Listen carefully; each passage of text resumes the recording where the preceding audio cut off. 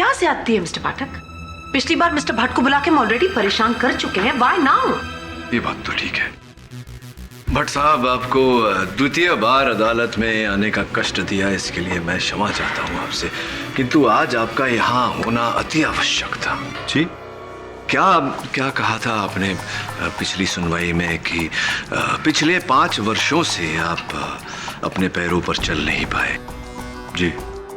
और कुछ उतने ही समय से आप अपनी इस पहियों वाली कुर्सी से खड़े तक नहीं हुए, उठे नहीं। जी, ये बात तो मैं शायद आपको पिछली बार भी बता चुका हूँ और शायद मेरी रिपोर्टें भी यही बयान करती हैं। पर अब प्रॉब्लम क्या है? प्रॉब्लम है, समस्या है आपके ये आपके जूते। जूते? मिस्टर पाठक, इनके जूतों में क्या है? सिलवटें हैं मिस बोस, सिलवटें। योर ऑनर, उसी तरह की सिलवटें मेरे जूतों में भी हैं। मिस बोस जरा यहां आगे आइए। क्या आप बता सकती हैं कि जूतों पर सिलवटें क्यों पड़ती हैं? जब कोई भी इंसान बार बार एड़ी उठाकर चलता है तो एक बार जोर से बताइए ना।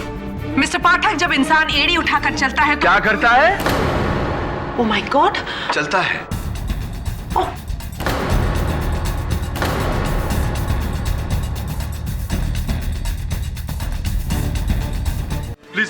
प्लीज मुझे बचा लीजिए, मेरे पीछे पुलिस लगी हुई है। क्यों?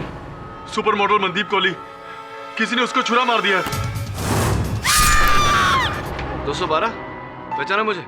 इस बार इसने जेब नहीं, किसी का गला काटा है। जब्बार की हत्या मेरे मुवक्किल 212 ने नहीं की, किसी ऐसे व्यक्ति ने की है जिसका कद 6 फुट 3 इंच है और जो अपने सर में आंवले का तेल लगाता है। आपने सुपर मॉडल मनदीप कोहली के मर्डर केस में भी यही बात की थी। और इस केस में भी यही कहूंगा योर ऑनर, क्योंकि जब्बार की हत्या जिस खोली में हुई थी उस खोली के दीवार पर भी 6 फुट 2 इंच की ऊंचाई पर आंवले के तेल के निशान पाए गए। बहुत बड़ी गेम है। 212 को फंसाया जा रहा है। फंसाया जा रहा है? कैसे? कुछ दिन पहले मर्डर हुआ था, न्यूज़पेपर में भी आया था। कोई मॉडल थी। हाँ, मनदीप कोहली। तुम उसे जानते हो? नहीं, लेकिन जब्बार सेठ और उसके बीच में एक कनेक्शन है।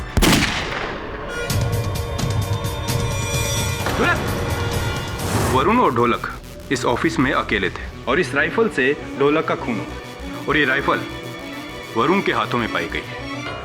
वरुण, तुम्हें हमारे साथ पुलिस स्टेशन चलाओ। लेकिन केडी साहब, योर ऑनर, ढोलक की हत्या मेरे सहायक वरुण ने नहीं बल्कि उस व्यक्ति ने की है जिसने पहले सुपर मॉडल मनदीप कोहली को मारा और उसके बाद जब्बार खान को।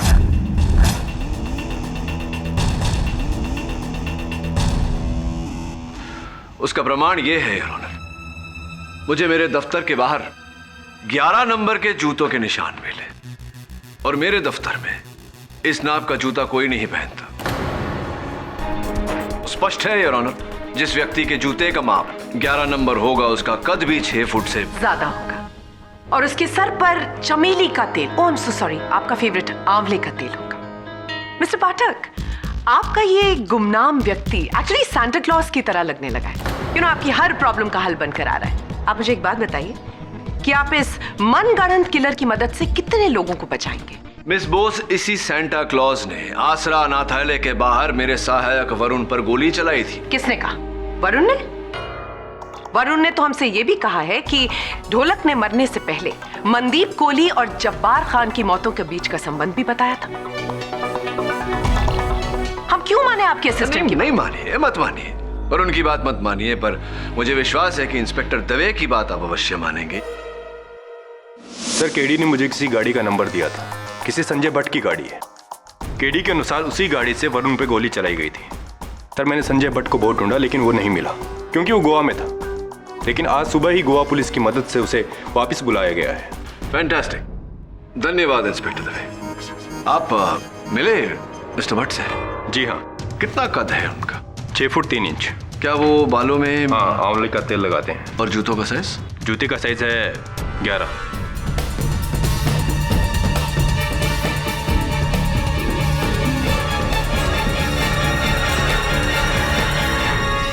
लेकिन सर मेरे हिसाब से इस आदमी का इस खून से कोई ताल्लुक नहीं है, आप खुद देख लीजिए।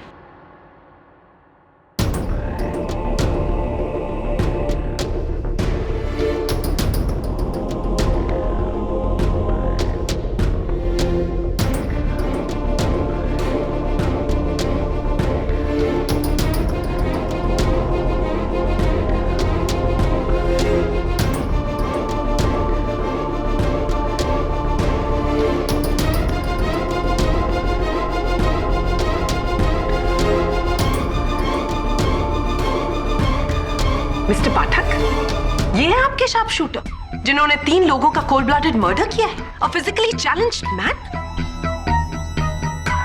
सर, क्या आप मुझे बताएंगे कि मुझे यहाँ किस लिए बुलाया गया है? मैं एक बिजनेसमैन हूँ और गोवा में एक इंपॉर्टेंट मीटिंग को अटेंड कर रहा था। कब से आप इस अवस्था में हैं? जी, 2006 से। दरअसल पुणे जाते समय मेरी कार का एक्सीडेंट हो गया था, जिसके अंदर मेरे ये दोनों पैर बेकार हो गए और पिछले 5 सालों से मेरे दोनों पैरों की फिजियोथेरेपी भी चल रही है ताकि मैं अपने पैरों पर चल सकूं। पर चलना तो दूर, मैं तो अपने इस व्हीलचेयर से खड़ा भी नहीं हो सका। इस बात का कोई सबूत है आपके पास? जी हाँ, ये मेरी मेडिकल रिपोर्ट्स हैं।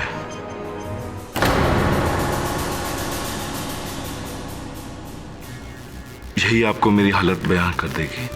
MRI reports, xray reports, hospital bills, diagnosis, इसमें सब कुछ। Oh my god, mister Bhatt पिछले 5 साल से इस कुर्सी के मोहताज हैं।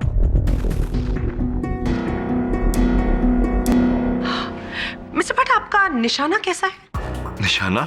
जी। मैडम, मैं एक बिजनेसमैन हूँ, कोई प्रोफेशनल किलर या शार्क शूटर नहीं, जिससे आप ये निशाने की बात कर रही हैं। तो ऑब्वियसली फिर ये राइफल भी आपकी नहीं है। मैडम, क्या आप लोगों ने मुझे यहाँ पर मेरी बेइज्जती करने के लिए बुलाया है? सर, क्या आप बताएंगे कि एक्चुअली माजरा क्या है, प्रॉब्लम क्या है आपका? आप बताइए मिस्टर भट्ट की 29 जनवरी को आसरा अनाथालय के बाहर आपकी गाड़ी थी या नहीं? 29 जनवरी।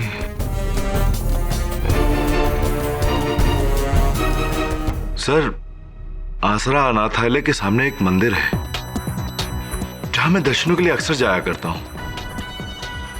शायद हो सकता है कि 29 जनवरी के दिन भी शायद उधर से गुजरा हूं। मिस्टर पाठक, क्या वरुण ने इनको गाड़ी से गोली चलाते हुए देखा है? Obviously not.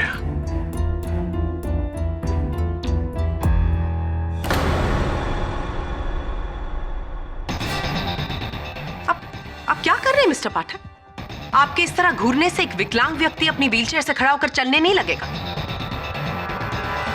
योर ऑनर, इनका यहां पर होना ही खुद में एक बहुत बड़ी गलती है।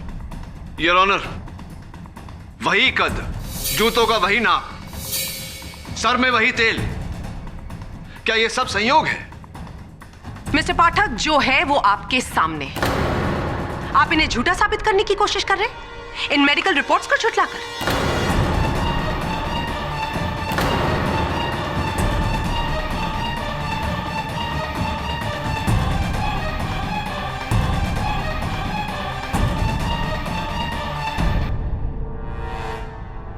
Mister Bhatt, we are sorry कि आपको यहां तक आना पड़ा।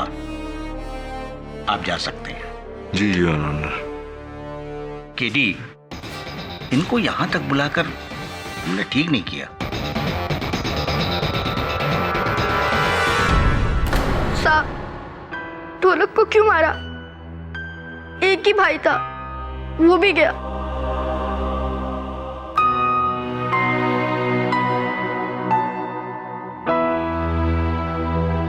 ढोलक को मारा क्योंकि मैं गहरा राज जानता था। तेरे साथ ढोलक ने कभी मनदीप कोहली के बारे में कोई बात की क्या? नहीं तो ये नाम तो मैं पहली बार सुन रहा हूँ, मेरे को नहीं पता। अच्छा सुन, तू यहाँ से बाहर निकलेगा ना तो साथ में बैठ के तेरे लिए कोई अच्छा नाम ढूंढेंगे। 212 क्या होता है? मेरा तो नाम फिर भी समझ में आता है, आपका तो समझ में भी नहीं आता। केडी, ये केडी का मतलब क्या होगा भला? अब ये सवाल तो 11 मुल्कों के लोग पूछ रहे हैं, बताऊंगा सबको एक दिन। This is so shocking. कल रात को तो मुझे नींद ही नहीं आ रही थी। ढोलक की हत्या और उसका इल्जाम आपके असिस्टेंट पर। क्या कहूँ, कभी कभी तो लगता है जैसे दुनिया में इंसाफ ही नहीं रहा।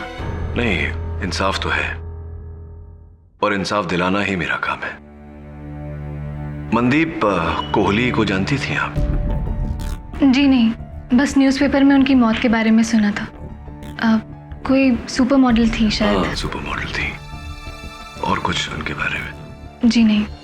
ये ढोलक ने कभी आपसे किसी राज का जिक्र किया, कोई बात जो वो छिपाए हुए था? जी नहीं, बस एक बार उसने मुझसे कहा था कि जब बार के यहाँ कोई आदमी काम करता है, रेड्डी। जी हाँ, रेड्डी, और वो उसे दुबई ले जाकर नौकरी दिलवाना चाहता है कमीशन लेकर, और जब बार को बिना बताए। और या इतना ही सर? जी बस इतना ही। अगर मुझे कुछ और ध्यान में आता है तो मैं आपको संपर्क करती हूँ। ढोलक को तो हम नहीं बचा पाए, लेकिन 212 को कुछ नहीं होना चाहिए। जी जी बिल्कुल। आपके समय के लिए बहुत बहुत धन्यवाद।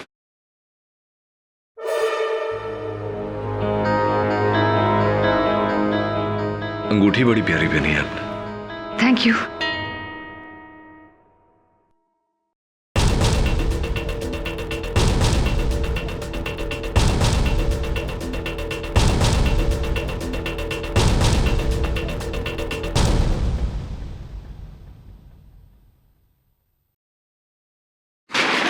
सॉरी यार। केडी सर, आप यहाँ? मैं वो अनाथालय के वार्डन से मिलने आया था। सॉरी यार, तेरा सामान गिर गया। तू यहाँ क्या कर रहा है? ये अनाथालय मैं और मेरी माँ ही चलाते हैं। जब वो यहाँ नहीं होती, यहाँ की देखभाल मैं ही करता हूँ।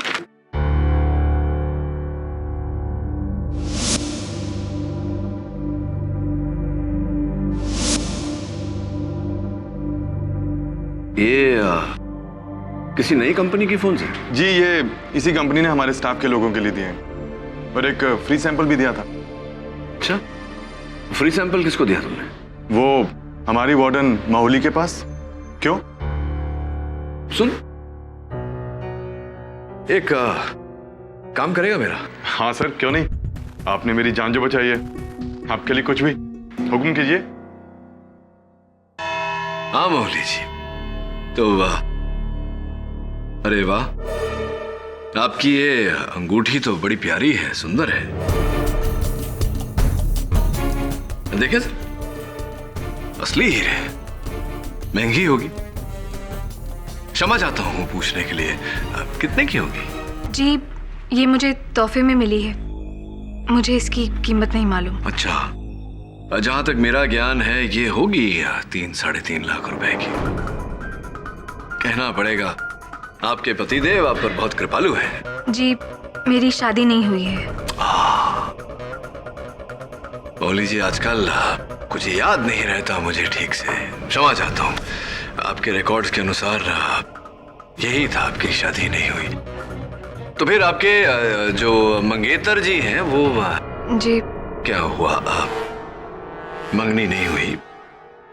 तो जो भी अब जो मंगेतर होने वाले हैं, जो हाल फिलहाल आपके जो मित्र हैं, बॉयफ्रेंड हैं, उन्होंने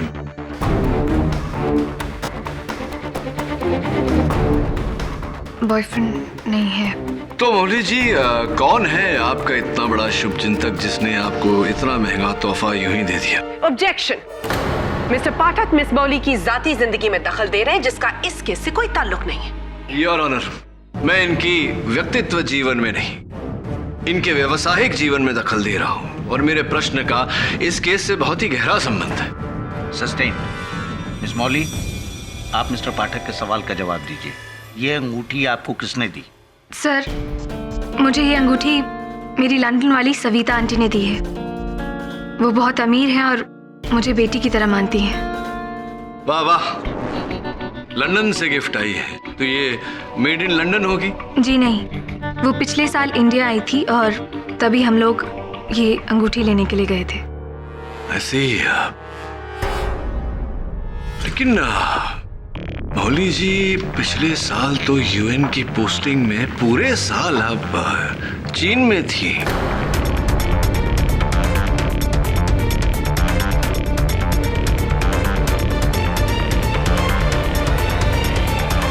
अब सोच रही होंगी कि मुझे आपके बारे में इतनी सब जानकारी कैसे हुई। आपके मित्र नीरज महेंद्र जी की सहायता से, और इनकी सहायता से ये भी मुझे पता चला है कि ये जो टी शर्ट आपके ड्राइवर के खोली में पाई गई, ये टी शर्ट दरअसल ढोलक की है, जिसका अर्थ ये होता है कि ढोलक छिपा हुआ था आपके पास ही, लेकिन आपने किसी को इस बारे में बताया नहीं। क्यों नहीं बताया? बाबूलाल, वो लड़का ढोलक जिसे मैंने तुम्हारे पास छुपाया है, उसे कहीं जाने मत देना जब तक मैं ना कहूँ।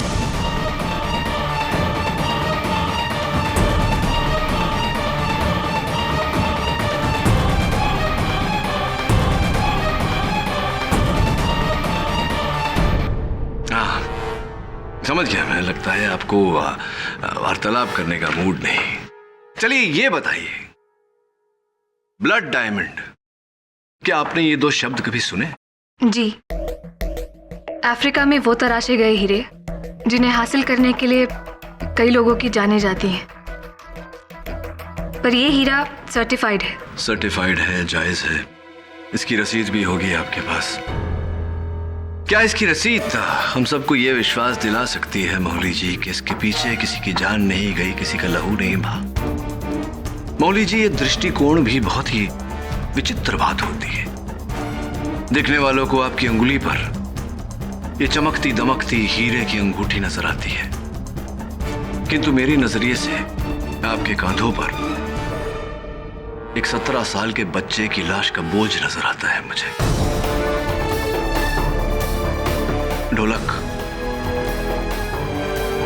ढोलक मौली जी, जिसने अपने 17 सालों में 3.5 लाख तो क्या 3,500 भी नहीं देखे होंगे, दुर्भाग्यवश अब देख भी नहीं पाएगा।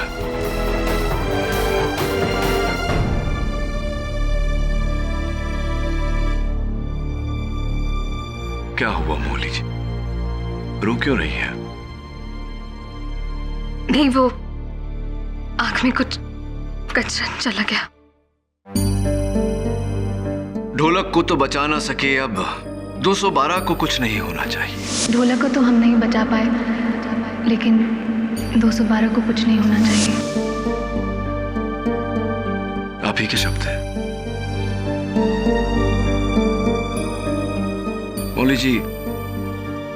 आपकी आंखों में ये जो आंसू है, संभवतः झूठ को पिघलाकर सच का रूप दे सकते हैं। कोशिश तो कीजिए सच बोलने की, प्लीज।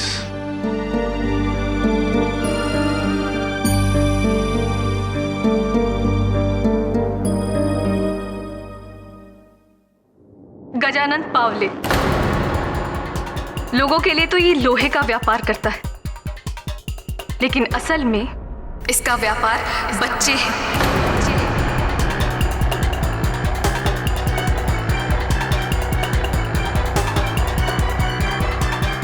अलग अलग शहरों से बच्चों को लेकर आता है, उन्हें माफिया, डॉन, जब्बार जैसे लोगों को बेचता है।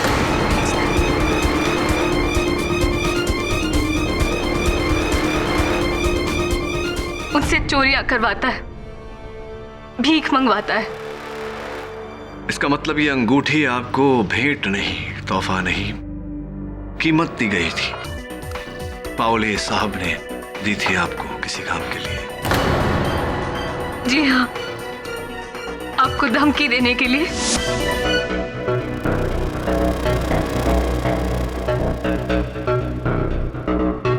हेलो, ये 10 है, 10 और तुम्हारे केस वापस लेने के बाद मिलेंगे, और ढोलक का पता बताने के लिए।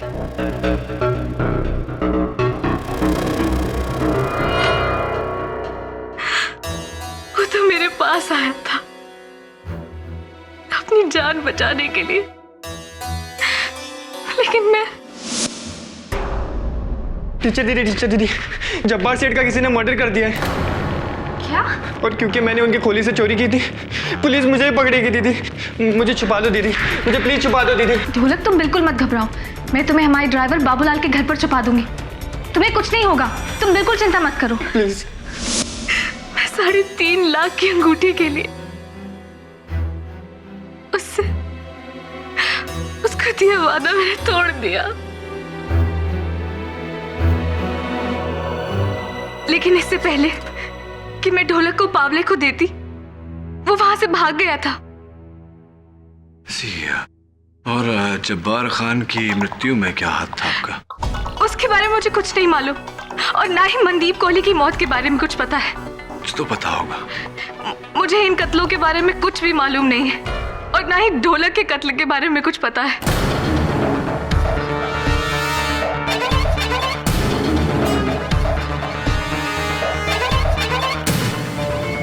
मौली जी, ढोलक पर गोली भले ही आपने न चलाई हो, उसे निशाना तो आप ही ने बनाया है।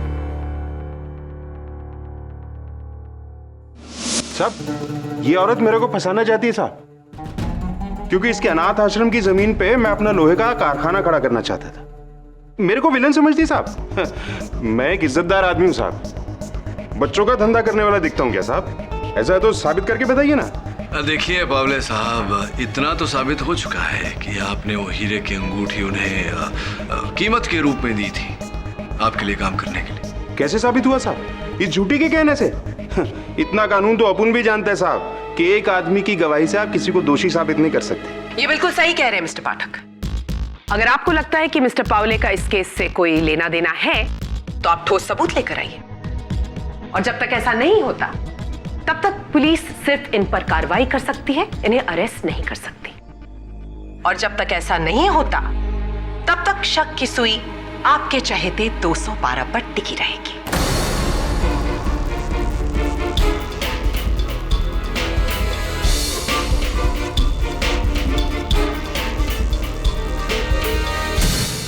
Thank you sir, thank God आपने मुझे छुड़वा लिया।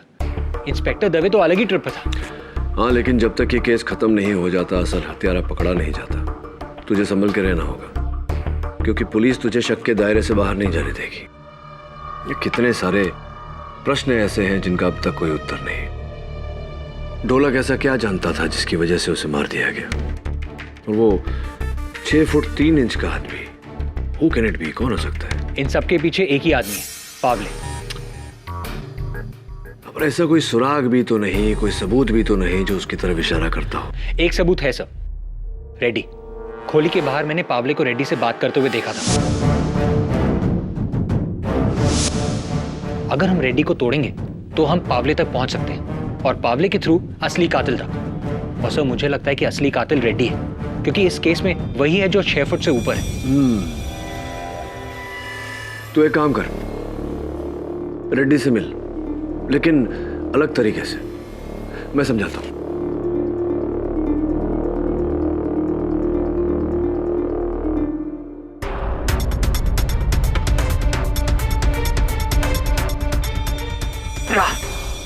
कहीं जा रहे हो रेड्डी? तुम हट जाते। उस दिन ऑफिस में तुम ही थे ना? तुम ही ने ढोलक को मारा है। ये पागल हो गया क्या? पैसे, घड़ी, ये तो वही है जो 212 और ढोलक ने जब्बार से चुराए थे। तुम्हारे पास कैसे? ए हट। इसका मतलब ये है तुमने जब्बार को मारा इन पैसों के लिए? ए नहीं मारा मेरे बाप। अब हट यहाँ से, वरना पावले आएगा, हम दोनों को मार देगा। पावले का इस केस से कोई लेना देना नहीं है, ये सब तूने किया है। पावले का इससे कोई लेना देना नहीं है? अरे साला बाप है बाप हम लोगों का। हम लोग तो छोटे मोटे मोरे हैं, असली खिलाड़ी तो साला वो है। इंस्पेक्टर दवे, सुन लिया तुमने? हाँ सुन लिया। मैं तो इसको डराने के लिए पावले का नाम ले रहा था। पावले का इससे कोई कनेक्शन नहीं है। कनेक्शन तो तेरा भी नहीं है रेडी इस केस से, क्योंकि मैं तेरे सारे कनेक्शन तोड़ के ऊपर वाले से जोड़ने वाला हूँ। ये बता कि पहली गोली छाती पे मारूं या पीठ पे? मुझे मत मारो साहब। पीठ पे मारो, ताकि बोल सके कि पुलिस से भागते वक्त पीठ पे गोली लगी। यार छाती पे मारोगे तो खुद फंस जाओगे। तो एक काम करता हूँ ना, पहली गोली घुटने में मारता हूँ और दूसरी पीठ पे, ताकि सबको लगे कि मैंने इसको एक चांस दिया। नहीं, मुझे मत। सुपर आइडिया, मार दो गोली। अरे लेकिन लेफ्ट में या राइट पे? इससे पूछते हैं, ये भी क्या याद रखे? बोल, लेफ्ट या राइट? मत मारा साहब, मेरे को मत मारा साहब। जल्दी बोल, टाइम नहीं है मेरे पास। सच या झूठ, लेफ्ट या राइट? सच बोलता हूँ। पावले और जब्बार के बीच के सारे रिकॉर्ड आपको दिखा दूंगा, लिखे मैं सरकारी गवाह बन जाऊंगा सर। मैं सच बोलता हूँ, सच बोलूंगा साहब। अद्भुत है रेड्डी साहब, जब्बार और पावले के गोरख धंधे का हिसाब तो किसी बहुराष्ट्रीय कंपनी के हिसाब से भी ज्यादा साफ है। किस दिन पर कितने बच्चे भेजे गए, कितने बच्चे पहुंचाए, किस बच्चे के लिए कितना मूल्य दिया और उस बच्चे को कहां भेजा गया, सब कुछ दर्ज है इसमें। योर ऑनर, करोड़ों का एक शर्मनाक अवैध धंधा। पुलिस केवल इस डायरी की मदद से सैकड़ों बच्चों की जानें बचा सकती है। Mister Reddy, thank you very much. और वो रेड्डी साहब, ये तो बताइए कि जो घड़ियां चुरा कर आप भाग रहे थे, वो घड़ियां वो पहले ढोलक ने जब्बार भाई से चोरी की थी, फिर मैंने ढोलक से।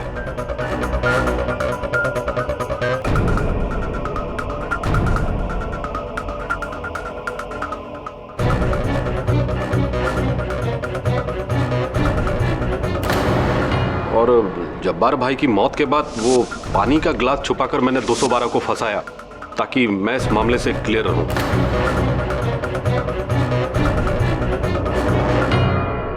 तो रेड्डी साहब, आपने पहले जब्बार की हत्या की, फिर चोरी की? नहीं साहब, मैंने जब्बार भाई को नहीं मारा साहब। साहब वो इस धंधे से पहले बहुत ही डेंजर आदमी था सर, बहुत बड़ा शूटर था सर। मैं उससे पंगा कैसे ले सकता हूँ? तो ढोलक को मारा आपने? नहीं, उसको भी नहीं। मानता हूं मैंने बहुत गलत काम किया साहब, लेकिन आज तक कभी किसी का कत्ल नहीं किया साहब, वरना सरकारी गवाह क्यों बनता? वैसे भी जब जब्बार भाई का मौत हुआ तो मैं बाहर पान की दुकान पर बैठा हुआ था, आधा मोहल्ला ने मेरे को देखा था साहब वहां पे। तभी तो रेड्डी साहब पर पुलिस ने कोई कार्रवाई नहीं की। योर ऑनर, यह है बस्ती वालों का साइन स्टेटमेंट, जिसमें क्लियरली स्टेटेड है कि जिस वक्त जब्बार खान पर कातिलाना हमला हो रहा था, उस वक्त रेड्डी पान की दुकान पर पान बनवा रहा था। उसका मतलब मिस्टर पाठक, शक की सुई अब भी आपके चहेते 212 पर टिकी हुई है।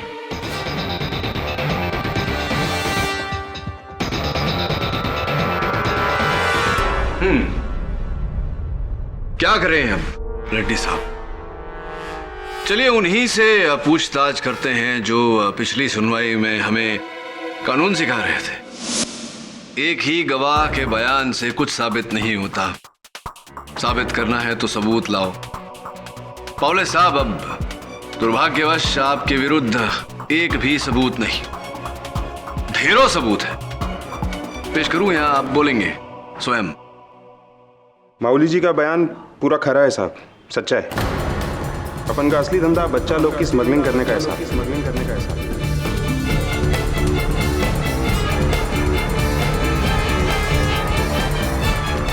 जब्बार को बच्चे मैं ही बेचता था साहब, और माऊली जी के जरिए आपको केस छोड़ने के लिए पैसे मैंने ही भिजवाए थे साहब।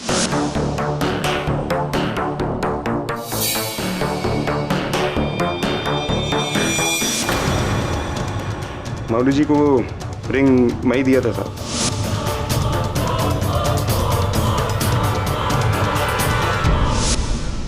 ताकि वो ढोलक को मुझ तक पहुंचा दे। ढोलक को क्यों मारना चाहते थे आप? कारण? जब्बार से पहले 4 साल तक ढोलक अपुन के साथ काम करता था साहब। अपुन के धंधे के बारे में सब कुछ जानता था वो। कैसे जाने देता साहब उसको मैं? हाँ, मैं उसे मारना चाहता था, लेकिन इससे पहले कि मैं उससे पहुंच पाता वो भाग गया साहब। फिर तो आपने मेरे सहायक वरुण पर गोली भी नहीं चलाई होगी। कसम से साहब, मैं किसी को नहीं मारा साहब, ना ढोलक को ना जब्बार को। जब्बार तो मेरा खास आदमी था साहब, उसे मार के मैं अपना नुकसान क्यों करता? उल्टा जब्बार जब से मरा है मेरा तो वाट लगा हुआ है साहब। He's got a point, mister Pathak. Jabbar मरा और उसकी वजह से पावले का ये पूरा रैकेट एक्सपोज हुआ, तो ऑब्वियसली पावले ने जब्बार को नहीं मारा है, ना ही मौली ने मारा है और ना ही रेड्डी ने। आप कितनी ही ब्रिलियंट स्ट्रैटेजी क्यों न लगा लें, लेकिन अल्टीमेटली बॉल जाकर तो लगनी स्टंप्स पर ही। यानी कि आपका ये केस क्लीन बोल्ड होने वाला है। आपके क्लाइंट 212 पर ना तो कत्ल का इल्जाम हटा है और ना हटेगा।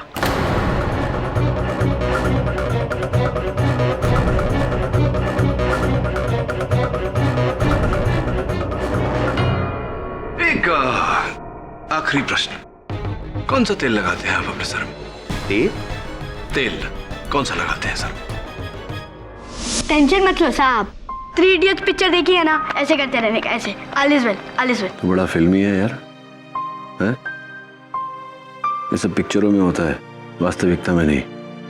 All is well, all is well. ये केस के बारे में जितना सोचता हूँ मेरा दिमाग तेरे नाम की तरह 212 दिशाओं में दौड़ता है और हर जगह से खाली हाथ लौटता है। बात बता, कहीं ऐसा तो नहीं कि ढोलक नहीं मारा हो जब्बार को? नहीं साहब, ढोलक ने कुछ नहीं किया, लेकिन मैंने भी कुछ नहीं किया। हाँ, और आप भी कुछ मत करो, छोड़ दो ये केस। छोड़ दूं ये केस? हाँ। तो तेरी वाट लगेगी उसका क्या है? ज्यादा से ज्यादा क्या होगा, अपन जेल जाएगा ना, चलता है। इधर कम से कम सर पे छत और 2 रोटी फिक्स तो है ना, बाकी की जिंदगी यही कटेगा। ऐसा कभी मत सोचना दोबारा, ऐसा सोचने लगेगी ना तेरी पीढ़ी तो ये देश जीते जी मर जाएगा। वैसे भी इस देश की हालत कुछ ज्यादा अच्छी है नहीं, और तू देखना, ना केवल तू अदालत से बाइज्जत बरी होगा, बल्कि एक दिन ये समाज जो तुझे इस वक्त अपने दामन पर काला धब्बा समझ रही है, एक दिन ये समाज तेरे दामन पर मेडल लगाएगी।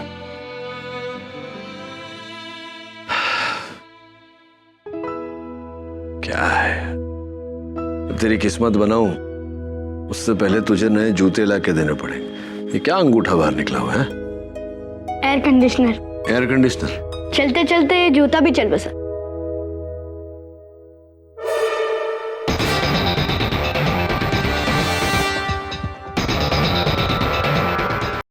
मिसेस बिलीमोरिया, अरे मिसेस बिलीमोरिया कहाँ गई? सर वो है नहीं ऑफिस में। कोई बात नहीं, एक काम कर, जज साहब को एक अर्जी टाइप कर और 212 के केस की जल्द से जल्द डेट की appeal. Right sir, I will do it right away.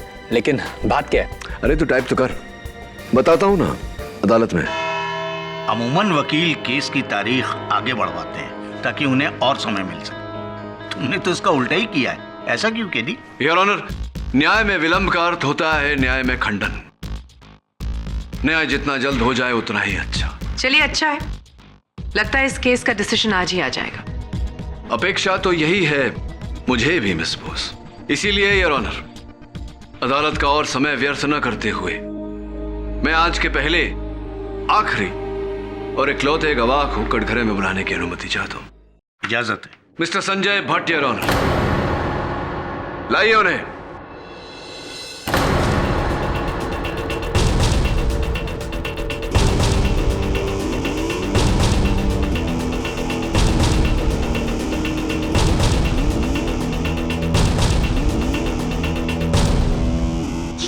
क्या ज्यादती है मिस्टर पाठक?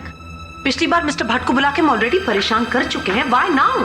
ये बात तो ठीक है, भट्ट साहब आपको द्वितीय बार अदालत में आने का कष्ट दिया, इसके लिए मैं क्षमा चाहता हूं आपसे, किंतु आज आपका यहाँ होना अति आवश्यक था।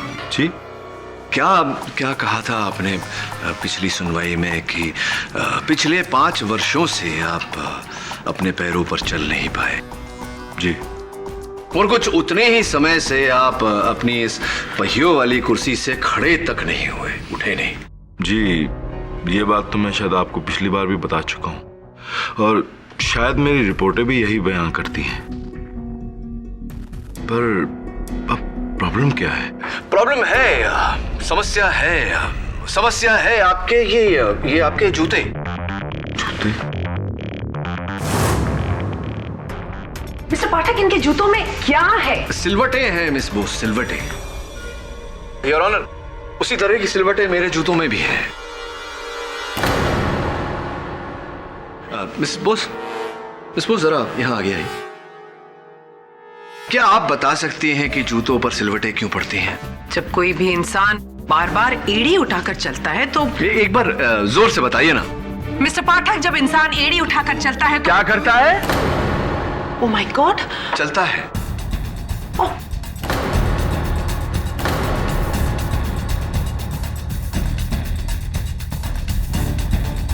जब इंसान चलता है तो उसके जूतों में सिलवटें पड़ जाती है। इसका अर्थ ये हुआ संजय जी कि आप चल सकते हैं। जी मैं नहीं चल सकता। झूठ बोल रहे हैं आप। आप चल सकते हैं, आप भाग सकते हैं, आप हत्या कर सकते हैं। एक नहीं, दो नहीं, तीन हत्या कर सकते हैं। ये आपकी रिपोर्ट्स, MRI, एक्सरे, डायग्नोसिस, ये सब मिथ्या है, झूठ है। बोलिए झूठ है या नहीं? आप झूठ बोल रहे हैं। ये रिपोर्ट्स एकदम सच्ची हैं। नहीं चल सकते। जी हाँ, मैं नहीं चल सकता। आप खड़े भी नहीं हो सकते। नहीं हो सकता मैं।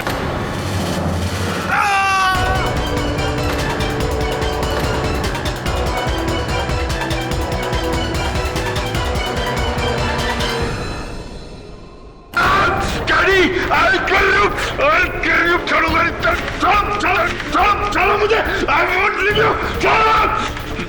छोड़ूंगा नहीं तेरे को मैं। रख तुम, छोड़ मुझे, I'll kill you. जी हाँ जज साहब, अपुन ने इस वरुण पर गोली चलाया था।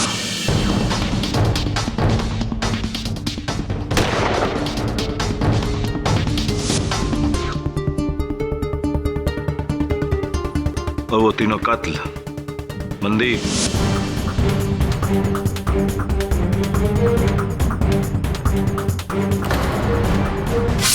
ढोलक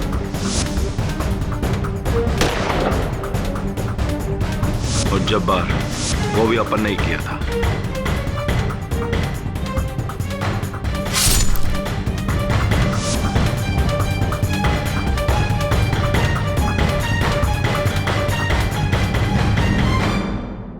तो अब इन सारी बातों को जोड़ने के बाद मेरे मन में इकलौता एक शब्दीय प्रश्न, क्यों?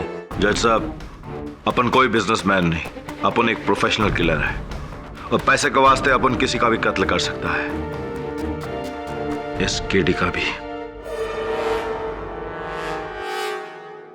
ये जो व्हील चेयर है यही अपन का ढाल था। आज से 1 महीना पहले अपने को मनदीप को मारने का सुपारी दिया गया।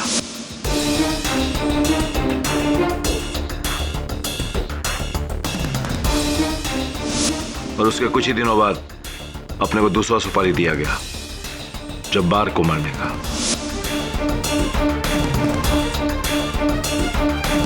उसी शख्स ने मेरे को तीसरा सुपारी ढोलक को मारने का दिया। संजय जी, आपको सुपारी क्यों दी गई थी इस बारे में शायद आपको कोई जानकारी ना हो, लेकिन किसने दी थी ये तो पता होगा।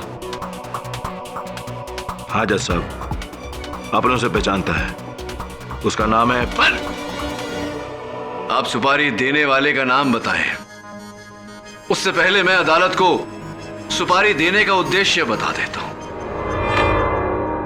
योर ऑनर, वरुण पर गोली इसलिए चलवाई गई ताकि मैं डर कर इस केस से पीछे हट जाऊं।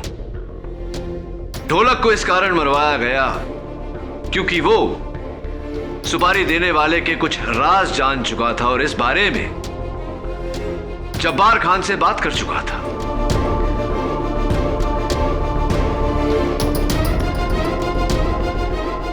जब्बार को इसलिए मारा गया क्योंकि सबसे पहले सर्वप्रथम मनदीप को मारने की सुपारी जब्बार को दी गई थी, लेकिन किसी कारणवश जब्बार ने इनकार कर दिया क्योंकि उसे इस बात का ज्ञान हो गया था उसे मारना भी आवश्यक हो गया था। इसी कारण इन तीनों लोगों को मारने की सुपारी मिस्टर संजय भट्ट को दी गई। मिस्टर पाठक, मनदीप को क्यों मारा? मिस बोस, आपके हर प्रश्न का उत्तर तो मेरे पास है नहीं। हाँ, लेकिन मुझे पूरा विश्वास है कि आपके इस प्रश्न का उत्तर मिस्टर नीरज महेंद्रू के पास अवश्य होगा। क्या कहते हैं मिस्टर महेंद्रू? मेरा और मनदीप का ब्रेकअप इसलिए हुआ था क्योंकि वो मुझसे शादी करना चाहती थी और मैं नहीं। पर एक दिन चुपके से उसने किसी और लड़की के साथ मेरा कॉम्प्रोमाइजिंग वीडियो बना लिया था और वो मुझे ब्लैकमेल करने लग गई थी। मैं घबरा गया था क्योंकि अगर वो वीडियो बाहर आ जाता, कोई देख लेता मेरा सोशल इमेज एकदम खत्म हो जाता। तो बस मैंने घबराकर मनदीप को मारने का प्लान कर लिया। फिर मैं जब्बार से मिला, लेकिन वहां उस लड़के ढोलक ने मुझे देख लिया था।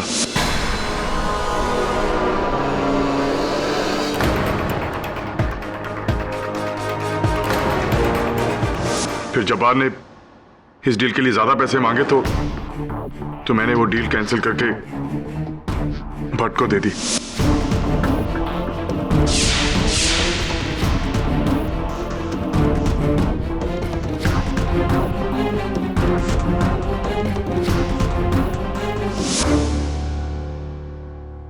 मनदीप मरी, लेकिन जब्बार को भी मारना पड़ा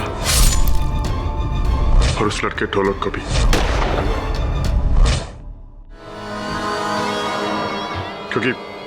क्योंकि उनको मेरे प्लान के बारे में पता था।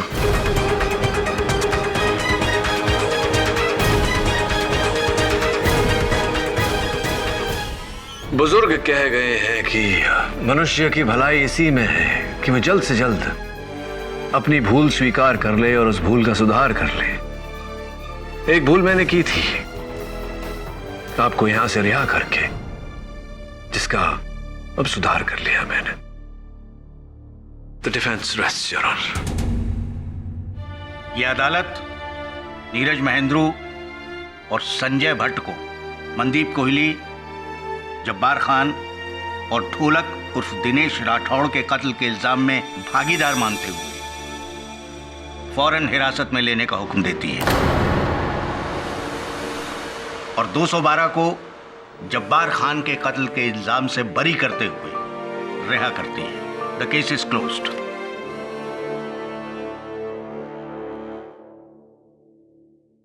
Miss Bose, ta-ta.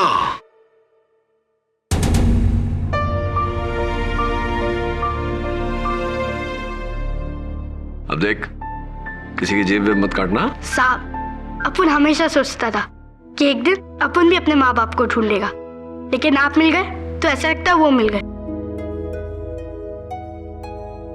आपने जो कहा था वो करके दिखाया साहब। अरे अब तक तो आधा ही वादा पूरा किया है, बाकी का आधा वरुण दे। सब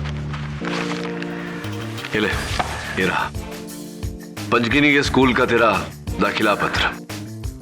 पढ़ लिख ले, फिर आगे चल के जो बनना होगा ना तुझे, डॉक्टर, इंजीनियर, पायलट, मैं हूं तेरे साथ। ओके? अपन को तो बस एक ही चीज बनना है। क्या? वकील, आपके जैसा। क्यों?